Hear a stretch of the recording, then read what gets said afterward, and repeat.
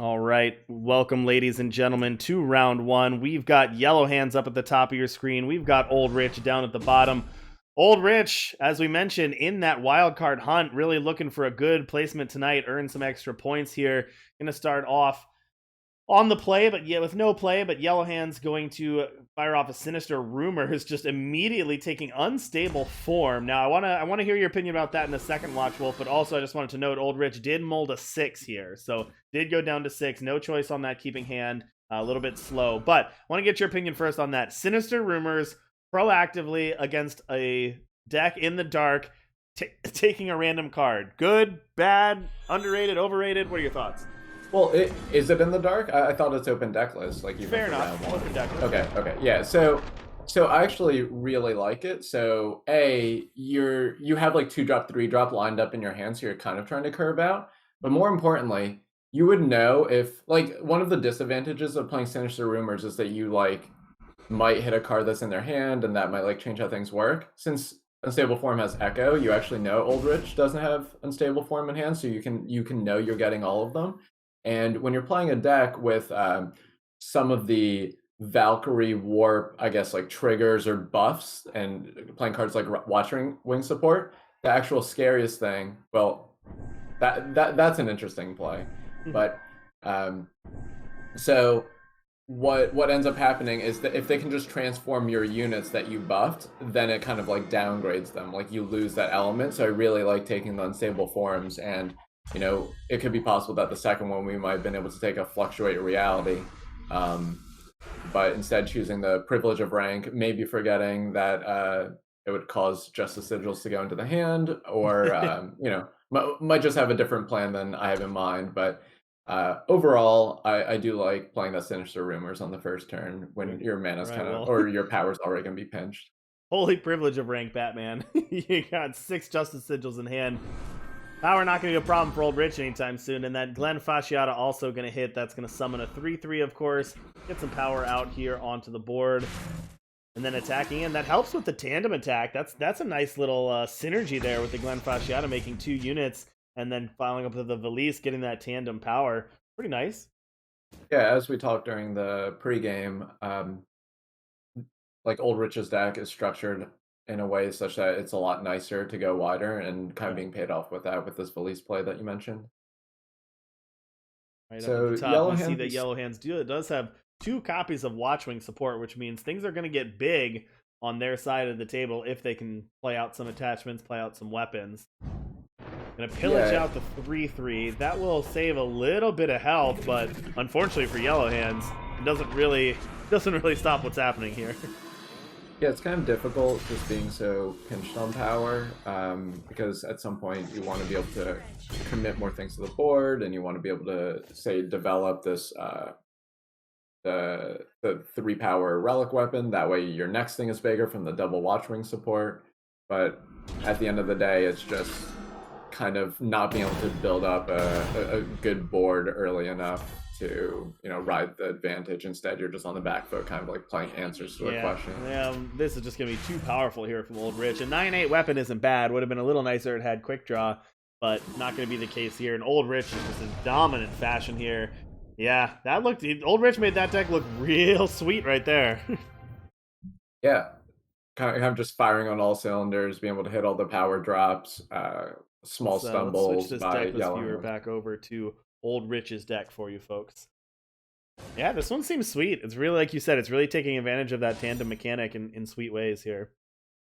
Yeah, and it's very consistent. So a lot of decks we've seen are trying to be 3-factioned, but by being 2-factioned, you can ensure they have more undepleted power, and you won't run into random problems. Like, for instance, the deck that Yellowhands is playing cards like Lineaxe, and you still need one of each faction. So sometimes you might have a hand that can curve out very well, but you're actually forced to mulligan. Oldrich's mulligans are not only more consistent, but you're also just mulliganing less on 7. So I really like the decision to play a 2-faction deck here. I'm not sure Oldrich is always going to get as nice as a curve as they had there, but that does make me think, as we talked about, one of the problems with the Valkyries deck, it seems like a good matchup for Oldrich, because Oldrich can do some pretty busted things with this deck, and unless Valkyries can draw some deadly units or can really stop it at 1-for-1 sort of play a removal spell, try to 1-for-1 you and get value units, I don't think is going to work that well against this type of deck. Yeah, but one thing that is in Yellowhands' favor is just how potent the relic weapons can be, and by playing cards like Oni Hybrid, just being able to really lean on that to try to answer the board.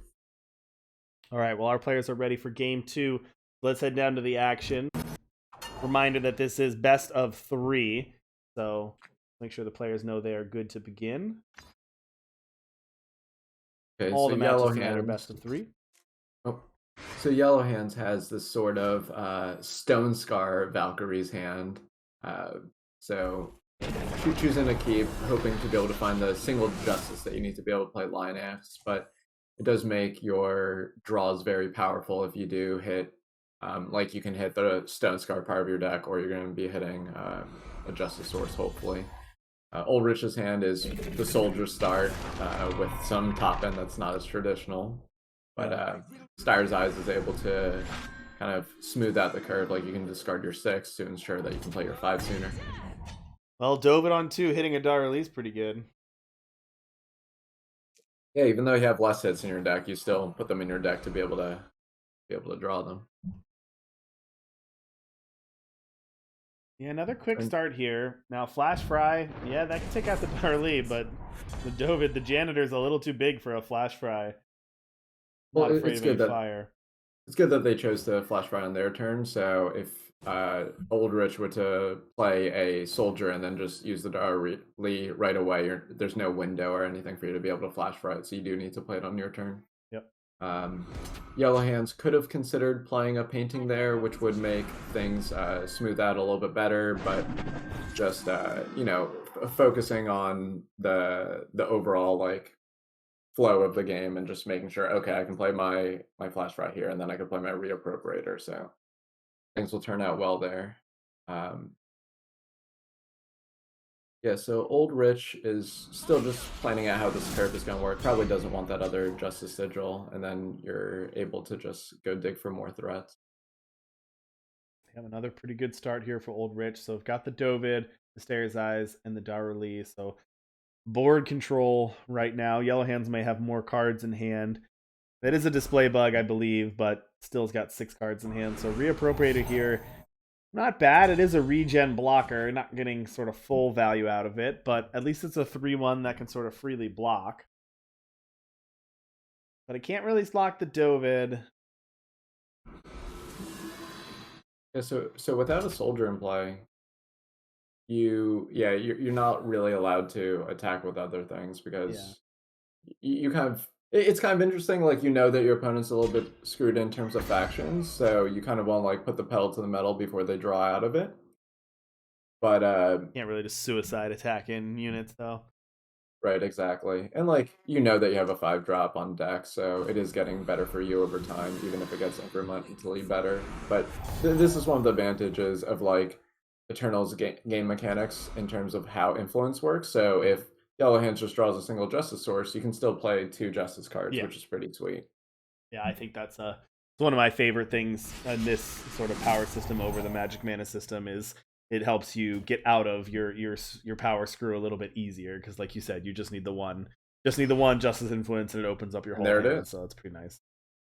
Yeah, so being able to find a seat, so now you can play 2 2s here, and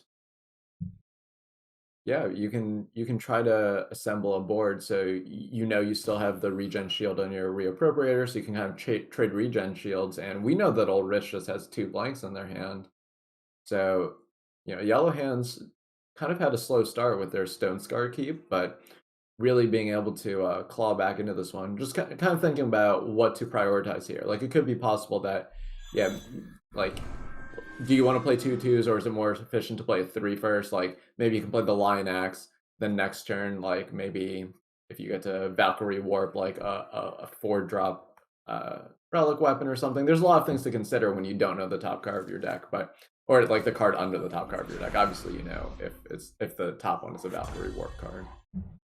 All right, so Yellowhand's going to drop a Stairs Eyes here. Gonna set up some blocks. So as we said, that is one thing that's working well here is you do have the 3 blockers. Glenn Fasci out of the draw here for Oldrich. in addition to the 2 privilege of rank, but not going to need to deploy those yet.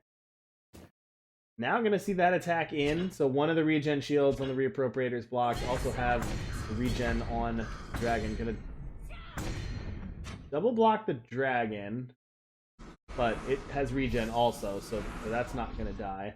And then play out the Glen Fasciata afterwards. So Oldrich has just basically played a decent unit on curve pretty much every turn of the game, I think. Yeah, the Glen was definitely a good draw, but now that Yellowhands has been able to deploy their whole hand, they're just a Valkyrie Warp or 2 away from getting back into this one. So yeah, it's a good point. We'll see how they line up the next few turns. All right, what's this draw? So this card is the Jada Peacekeeper. That's the stealth unit that when it blocks, you get to play a Justice Sigil, and sort of for that turn negates its attack or its block. So here it's kind of interesting. So if you attack with the Dovid, you might know that you can get in good because it might be possible the Yellowhands wants to line up the Deathwing in some sort of other way. And then there's like the Reappropriator that's able to block like the Oziel or the 3/3. So it's kind of interesting what you choose to do here. I feel like we're going to see the 2/3 on the 4/4 and then the 3/1 trade with the 3/3 here. And then you just hope that your line X is good enough. But the problem is that doesn't play around, I guess, Fluctuate Reality would be the only card that you would consider. So if you lose, like, I guess they could fluctuate like both your Valkyries, and there's no way that you're not blocking at all. So maybe you just can't beat that card. It was kind of an interesting attack and block. Like, just I feel like. But like you said, this is actually kind of impressive for Yellowhands. Now Yellowhands is empty-handed, even though it doesn't look like that at the top of the screen. Has no cards left in hand, but credit to Yellowhands, they've been able to stabilize here and play some good units. And now Oldrich has triple privilege of rank in hand. And yeah, no good attacks because of how good Yellowhands' sort of mid-game board has been. So, I mean, credit to Valkyries. And here you go. You called it. Heavy artillery with 2 line axes out and warped. That is a nice thing to see on the top of the deck. To take it back in. Like, so one real big advantage for Yellowhands really is just how powerful their literal top decks can be, like the top of the deck. Whereas Oldrich is really just relying on their board presence and kind of like the cards that they work with. Like, unless if you have a Valise going or you connect with your Evolving Oziel, you don't really have much velocity in your deck. But Yellowhands has just like their normal Valkyrie Warp, but by playing Styre's Eyes with Valkyrie Warp, like anything that does stuff in between really helps. I wonder. Lineax Molten Wing says when you play a weapon, Lineax deals that weapon's cost and damage to an enemy. So that's going to be 4 damage, and it's got 2 Lineaxes. So that's going to be 2 triggers. The first one's going to hit the Dovid. That's going to get 2 fresh recruits. And then second trigger, what was the second trigger there? Hit the Oziel? It was on the Oziel because the Oziel take that out. Because the only stealth unit is Jada, so you can just off it with your 5/1 relic weapon if you want and then, to. Yeah, you also get the 5/1 relic, so you get a 5/1 weapon and 2 4 damage triggers. So pretty strong. Yeah. The one thing that's interesting about attacking with both line X's is you're lining up such that you lose your relic weapon. So even if you off the Jada, if they attack with both, but maybe just saying, okay, I'm okay with that exchange, then I actually gain health in the exchange by being able to kill your Styre's Eyes if you do choose to kill my relic weapon, and then you're on like a 2-turn clock. And remember that the Valkyrie Warp on the heavy artillery creates and draws a +3/+3 rail driver, and that's a 5 cost weapon. Mm-hmm. So that also can trigger the 5 damage off of the 2 Lineax Molten Wings. So drawing that off of the Valkyrie Warp is actually huge because that's another 2 5 damage triggers. Yeah, this one's just over. Yeah, I think so. Just in case it wasn't, here's another Lineax though. All right, Rail Driver going to get played. 2 5 damage triggers. One's going to go... I mean, you don't even have to kill the unit. You can just do both to face, right? That one's not doing anything. Yep. Yeah, both to face. There we go. That's lethal. Yeah, so clawing back into it, just the power of Valkyrie Warp and Valkyries in general. So well done by Yellowhands there. It seemed like Oldrich had that from the start, but Yellowhands, top of the deck, worked well, and once Yellowhands was able to stabilize, took over the game with that synergy, that Valkyrie synergy. Yeah, so we get to see yet another game. First match of the day, already going to 3 games. Kind of being able to see each deck do its thing, so I guess we'll see which could do its thing better this time. But yeah, we saw the density of two drops kind of matter a little bit there. So being able to play Stire's Eyes and Watchwing support once the seat came in as the fifth power was really advantageous. And then hitting another undepleted power to be able to play your 2/3s on like on six power was just exactly like the rate that Yellow Hands needed to be able to deploy their cards to be able to get back into that one, a timely heavy artillery being able to get there. Now, obviously, everyone always wants to be on the play in this game if you can be, but sometimes it's more impactful than other times. Do you feel like this is a matchup where being on the play is super relevant and you're curving out, or do you think it's less important in this matchup? I think it's pretty important for yellow hands, like how they're gonna feel, because if you're going second, you might feel like you have to focus on answering the board. Like in game one, we saw a pillage on three instead of a line axe on three. And it's just like if you're too busy answering and not utilizing uh like Valkyrie Warp to be able to produce an advantage, then your cards don't necessarily line up as well. Interesting second hand here for Oldrich. Yeah, gonna go down to 6. Yeah, that was tough. Only primal sigils there, and then couldn't really play that Dobit out, so it was kind of already a mold of 6 in a way. Gonna How's the keep yellow going hands with hand? 4 power. Gonna go to 6 now, 7 because of the unstable form, but gonna go to 6 with a Valise and an unstable form. That's slow though. Also on the draw. Looks like yellow hands kept also a slow like 2 power hand, but you also have the passionate stone hammer to be able to smooth it out. All right, 2 more 4 drops. The draws for Oldrich. So Oldrich obviously wants to draw some cheaper part of their deck here. Wants to draw something to play on turn 3. It's gonna be real tough to win a game where you don't play anything until turn 4. Yellow hand's gonna go with that Sinister Rumors. Now they must know that one of the unstable forms is already gone because they saw the fate trigger. Yeah, so it could be possible. Yeah, so it could be possible that you want to go after the fluctuate reality, but still just putting a premium on, I guess, like the leanness, like how easy it is for unstable form to do many different things, and just being a larger quantity of cards, like we see it here, being able to be used with Stire's Eyes to kind of smooth out the draw. Yeah, we've seen And Oldrich pick get up the lots of discard fodder sort of for free so far in these games. In game 1, maybe not intentionally, but worked pretty well having those extra justice sigils, and then here having basically an extra card to be able to discard for free here. So deck building on purpose there. Good deck building there. All right, reappropriate here on turn 3 for yellow hands on the play.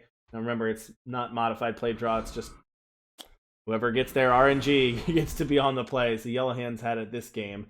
But Oldrich going to play the Valise out, and now Oldrich is going to be as a tandem attack online if they want. I do think it's interesting to choose to play Valise that turns have the Glen, because if you play the Glen, then you can try to unstable form it and then be able to attack with whatever the Glen turns into, and then either the Mandrake or the Stire's Eyes. But what Oldrich is saying by doing this is that I want to ensure that I can play my unstable form on Glen to get the value.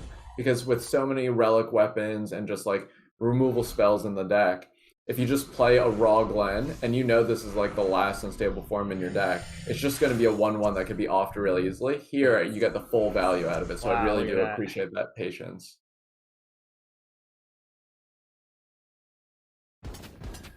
All right, getting a pair of 3/5s here. Mistress of Light. Your Wisps have +1/+1. That's probably not going to be relevant. Tribute your Wisp additional, so probably not super relevant, but a pair of free 3/5s, not bad for 1 power. Yep.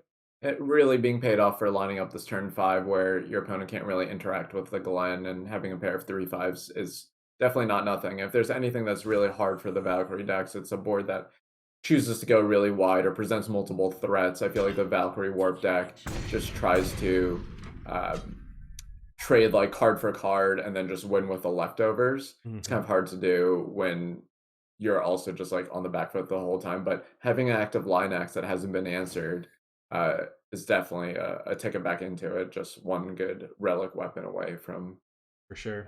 Interesting choice here for yellow hands. Can play a Flash Fry and a Stone Hammer, or can play out a Lord Stairs Tower. Recently nerfed, not quite as good as maybe it was back in its heyday, but still a decent card, and especially in mid-range grindy matchups. So going to choose that play, be a little bit more power efficient rather than play the Stonehammer and Flash Fry. And Flash Fry really is only just taking out a 3/3 at this point. To play the Curfew Enforcement, that's going to shrink a little bit. Now, it's not going to take care of those units permanently. Oldrich is still going to get the Valise tandem triggers, but makes those units a little bit smaller, a little bit easier to take your licks from. Yeah, you have a pretty interesting decision this turn on Ulrich's side. So you can either play the 6/6, discard 2 and get an 8/8, or you can play another Valise and then get like the double draw and discard trigger. And the double, So yeah, the +1/+1, you get +2/+2 on your units. yep, and if you want to, you can play the custom rail driver with your Valise, but you're probably going to end up discarding it either to Valise or the console 6-drop. Right.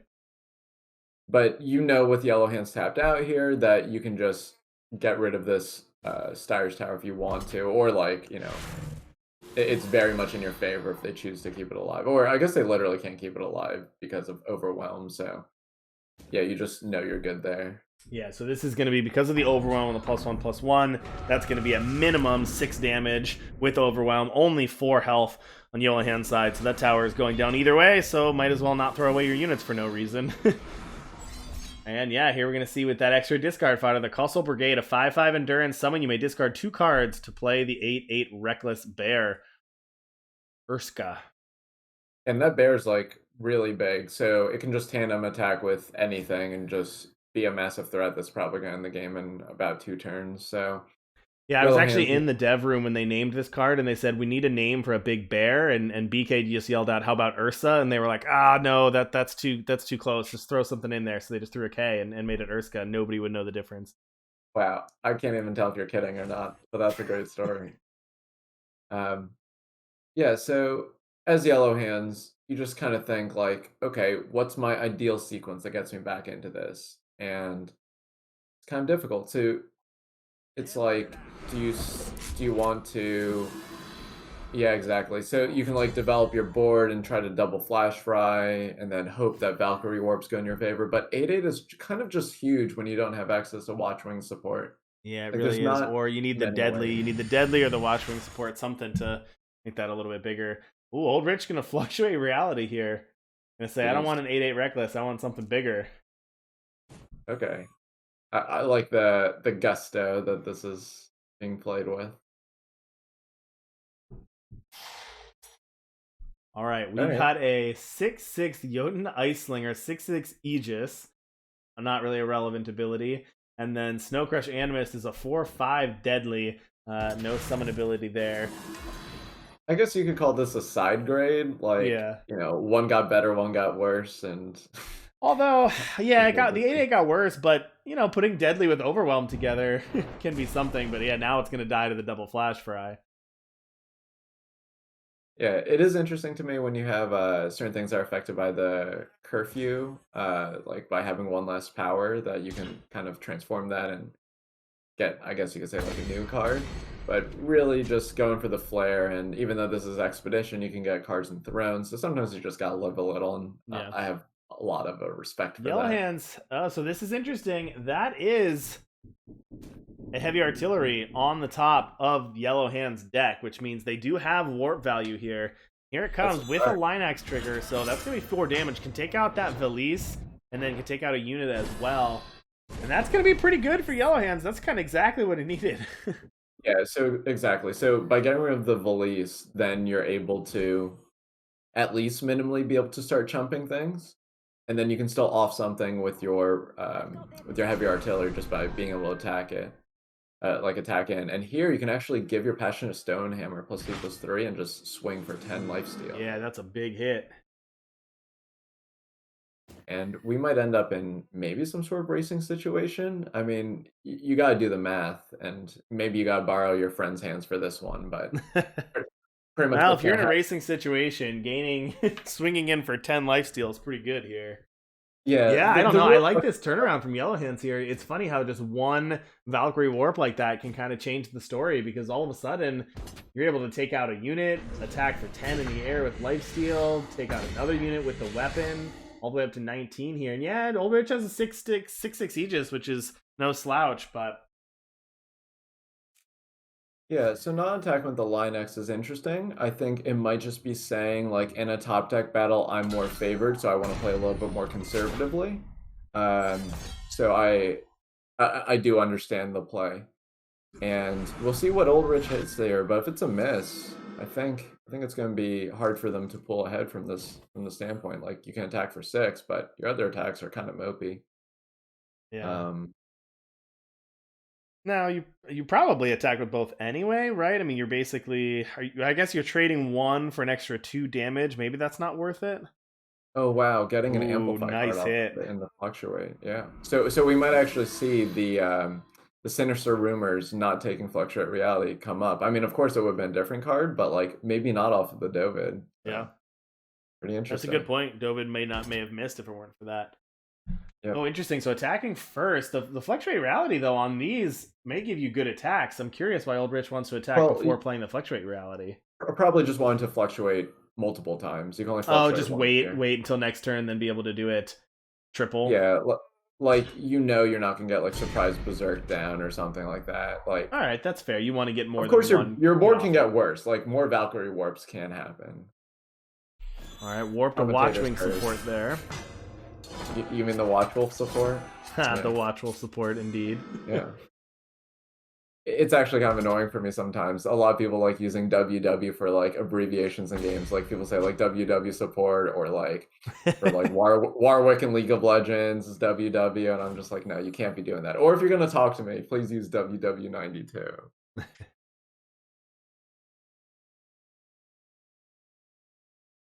I have big Okay. news, everyone. Fan favorite TO of TNE SRFS is not TOing tonight, thanks to our good friend Suns Fury is taking it. So SRFS, who is a multiple day 2 open competitor, is actually competing in TNE tonight, taking a roll off of the booth, and they won their first round. So congratulations, SRFS, for that round 1 victory. Everybody, big There round we of go. applause for lead TO taking down their first round of TNE. Undefeated in TNE so far. All right, you called it here. Let's get a double amplified. I was gonna say triple. I guess it's double amplified. I Yeah. guess you could say a It's like triple fluctuate reality or a double amplified fluctuate reality. One of the yeah. targets is gonna go down, but we are gonna get a 5/3 flyer, which is pretty Oh nice. wow. And then also turning that into an 0/3 is pretty nice. Yeah, and that kind of just swings this race around entirely. So Yeah, absolutely. gonna need some really good Valkyrie warp here. Well, you got a 3/5 rail driver Valkyrie. So that's okay. I mean, that can trade with the 5/3, but I'm not sure that's impactful enough. Yeah, so we know that the Daru Lee can upgrade Dovid up to a 5/5 dragon, Yep. and then Yeah, that should be, even without that, it should be it game. should just be lethal. I don't think there's anything Yellowhands can do about it. Yep, no, that's lethal in either way. So well done. That was a nice little back and forth, though. Yeah. Yeah, good showing from both players. I'm glad we got to see both of their decks fire on all cylinders. But Oldrich's, innovative fun deck from Warcry, or so they call it in their deck name, really showing some fun stuff. I mean, bringing some throne into the expedition.